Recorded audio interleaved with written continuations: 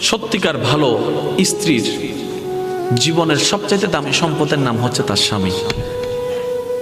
মাকে, বাবাকে, পরিবারকে সব কিছু ছেড়ে ওই স্বামী নামক শব্দটাকে খুশি করার জন্য সবকিছু ছেড়ে অচেনা এক পরিবারের মধ্যে চলে আসে। সুবহানাল্লাহ। আসে তো আসে, খুব অবাক লাগে, আবার মানাইও নেই, একদম ম্যাচিং হয়ে যায়। যেখানে যাই সেই রকম একটা মেন্টালিটি আল্লাহ পাক তাদেরকে দান করেছেন ম্যাচিং হয়ে যাওয়ার জন্য। একজন সত্যিকার ভালো বউ তার জীবনের সবচেয়ে বড় নিয়ামত মনে করে দুনিয়ার তার স্বামীকে।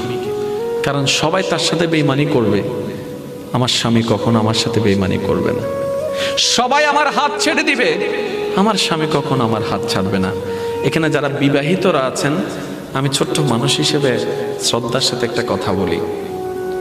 এক ঘরের নিচে থাকলে, একই ছাদের নিচে থাকলে অনেক কিছুই হবে, মন মালিন্য, পক্ষে বিপক্ষে, পছন্দ অপছন্দ অনেক কিছুই হবে। এগুলাকে ফোকাস দিয়েন না, ডিভোর্সে যায়েন না। কারণ ডিভোর্স করে যেখানে যাবেন সেখানে যে মহাসুখ পাবেন এরকম কোনো গ্যারান্টি নাই। যেখানে আছেন থাকুন, আল্লাহর রহমতের আশা করুন। ডিভোর্স কখনো সমাধান হতে পারে না।